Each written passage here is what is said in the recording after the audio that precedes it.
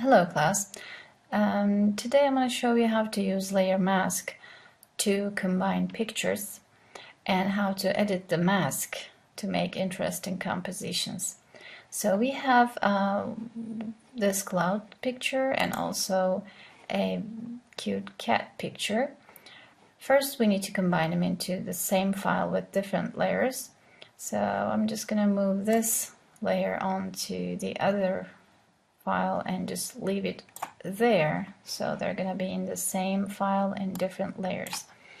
So I think I will just make a composition like that. I want this clouds to look like this cat's hair in a world of fantasy. So now we are going to have layer mask for this cat face. To apply a layer mask, you need to use this icon at the bottom of your layer panel. It says add layer mask if you just go over it with your mouse. So when I apply, you will see that your mask will appear right next to your picture on the same layer. So when you're editing your mask, you make sure that this icon is selected. If you're on your picture, that means you're editing your picture. But in this case, I will just edit the mask.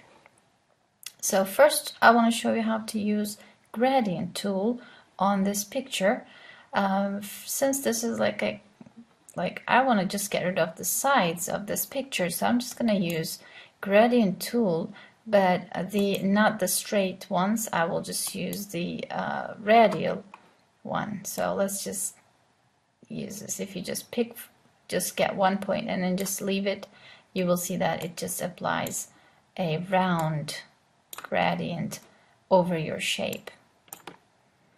But I want to get the look that I want, so it's kind of like a triangle shape to get the face only, not the edge, not the sharp edges.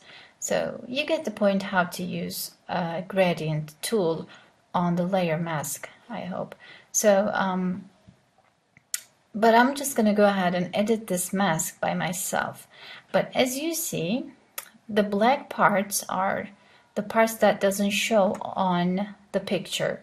I mean, the black parts doesn't show on this layer. So only the white area will show the part of your picture. That's how mask works.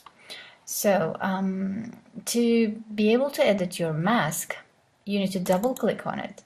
It's going to take you to select and mask panel again. So if you just go to the brush, I'll just pick my brush tool, and I have a big enough brush. So I just want this face look a little bit sharper.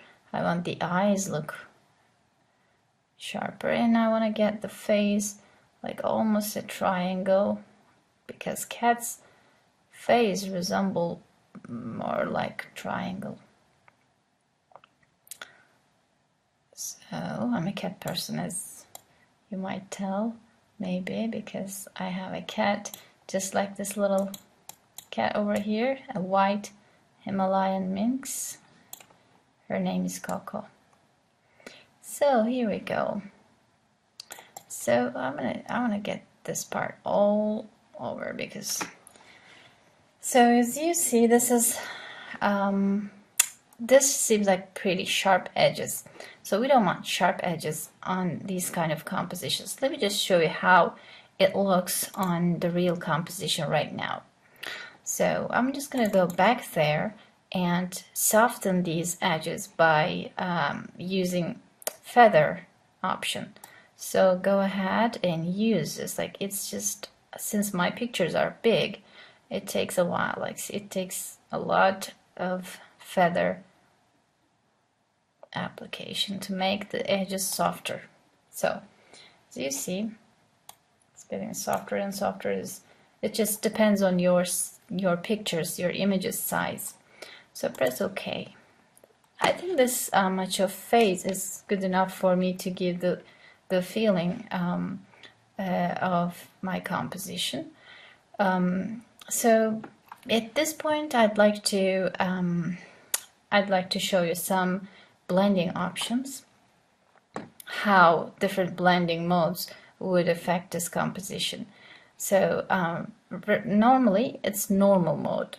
So the part that you selected of the of each layer will show just with their own color. But when it comes to blending pictures, layer mask only just shows some part of pictures and shows some part of other pictures. So it's not just color or texture blending. When it comes to texture blending, you need to use these blending modes, layer blending modes, which was our previous tutorial. So let's see how different blending modes would affect our pictures. Let's say it's darken.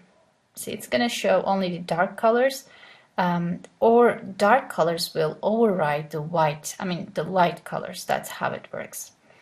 Multiply, I'm just going to show you just different ones. Let's say lighten, overlay,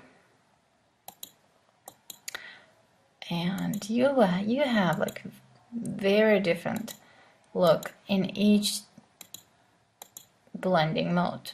Oh, this is cool. So I think I'm just gonna go with overlay, or maybe soft light. I like this one. So to see a perfect blending, I would just suggest you to go ahead and try these blending modes to see which one is best for your composition, for your intending composition. So I'm just gonna leave it to you.